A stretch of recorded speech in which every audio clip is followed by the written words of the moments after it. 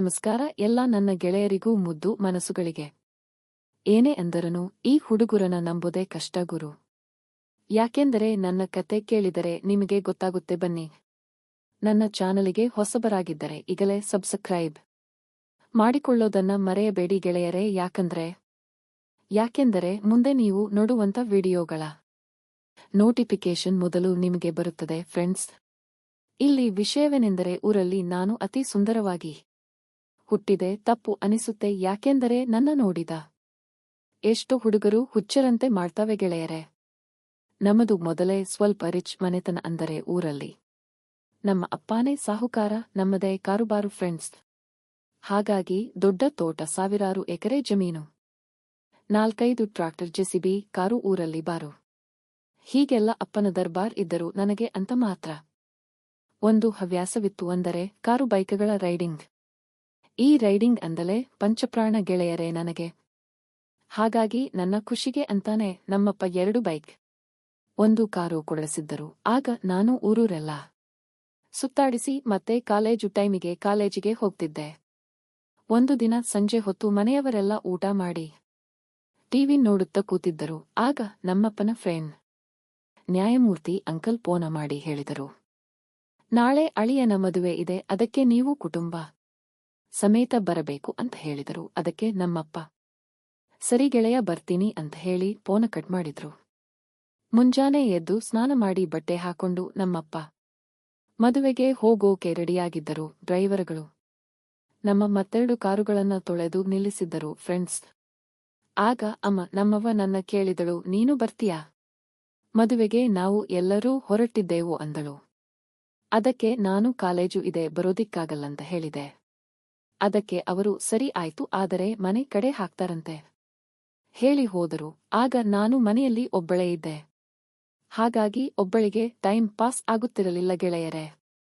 ಹೊಟ್ಟೆ ತುಂಬಾ ಊಟ ಮಾಡಿ ಸ್ವಲ್ಪ ನಿದ್ದೆ ಮಾಡಿದ್ದು ಟೈಮೇ ಹೋಗಲಿಲ್ಲ. ಅದಕ್ಕೆ ಒಂದು ಪ್ಲಾನ್ ಮಾಡಿದೆ ಫ್ರೆಂಡ್ಸ್. ಏನೆಂದರೆ ಕಾರು ಸುತ್ತಾಡಿಸಿಕೊಂಡಕ ಬರೋಣ ಅಂತ. ಆಗ ಟೈಮ್ ಬರೋಬ್ಬರಿ ಸಂಜೆ 6 ಗಂಟೆಯಾಗಿರಬಹುದು. ಕಾರ್ ಹತ್ರ ಹೋಗಿ ನೋಡಿದರೆ ಕಾಲ್ ಸ್ಟಾರ್ಟ್ ಆಗಲಿಲ್ಲ. ನಮ್ಮೂರಿನಲ್ಲೇ ಒಬ್ಬ ಮೇಸ್ತ್ರಿ ಇದ್ದ, ಅವನಿಗೆ ಫೋನ ಮಾಡಿ ಮನೆಗೆ ಬರಲು ಹೇಳಿದೆ. ಆದರೆ ಅವನು 7 ಗಂಟೆಗೆ ನಮ್ಮ ಮನೆಗೆ ಬಂದು ಕೇಳಿದ, ಮೇಡಮ್ ಯಾಕೆ ಕರೆದಿರಿ?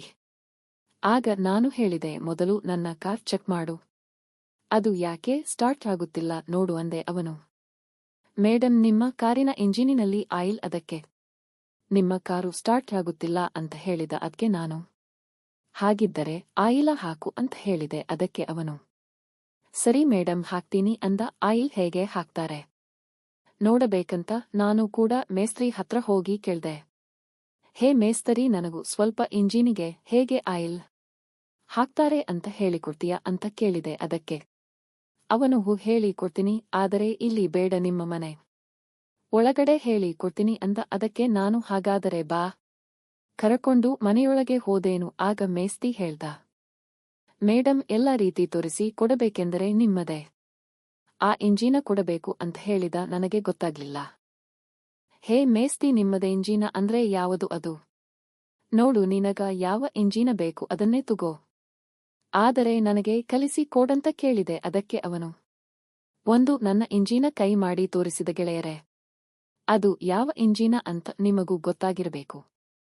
ಆಗ ನಾನು, ಹೇಗೋ ಮನೆಯಲ್ಲಿ ಇವತ್ತು ಯಾರೂ ಇಲ್ಲ, ನೋಡೇ ಬಿಡೋಣ ಅಂತ ನನ್ನ ಇಂಜಿನ ಪರ್ಮಿಷನ ಕೊಟ್ಟೆ. ಆದರೆ ನನ್ನ ಇಂಜಿನ ಮೇಲೆ ಡಬ್ಬಲ್ ಕವರ್ ಇದ್ದವು ಫ್ರೆಂಡ್ಸ್. ಮೊದಲನೇ ಕವರ್ ಜೀನ್ಸ್ ಇತ್ತು, ಅದರ ಒಳಗಡೆ ಕಪ್ಪು ಕಲರ ಕವರ ಇತ್ತ. ಆಗ ಆ ಮೇಸ್ತಿ ತನ್ನ ಮನಸ್ಸಿಗೆ ಹೇಗೆ ತಿಳಿಯುತ್ತೋ ಹಾಗೇನೇ ಎಲ್ಲ ನನ್ನ ಇಂಜಿನ ಮೇಲಿನ ಕವರ ತೆಗೆದಾಕಿದ. ಆಮೇಲೆ ಒಂದು 8 ಇಂಚಿನ ಪೈಪ್ ತಗೊಂಡು ನನ್ನ ಇಂಜಿನದೊಳಗೆ ಹಾಕಿ ಅಲುಗಾಡಿಸುತ್ತ ನಂತರ ಆ ಪೈಪಿನಿಂದ ಬಿಳಿ ಕಲರ್ ಆಯಿಲ್ ನನ್ನ ಇಂಜಿನದೊಳಗೆ ಹೋಯಿತು. ಅಲ್ಲಿಂದ ರಾತ್ರಿ ಪೂರ್ತಿ ಆ ಕೆಲಸವನ್ನು ಕಲಿಸಿದ. ನನ್ನ ಕತೆ ನಿಮ್ಗೆ ಪೂರ್ತಿ ಅರ್ಥ ಆಗಿದೆ ಅಲ್ವಾ ಗೆಳೆಯರೆ? ಧನ್ಯವಾದಗಳು, ಮತ್ತೆ ಸಿಗ್ತೀನಿ ಗೆಳೆಯರೆ.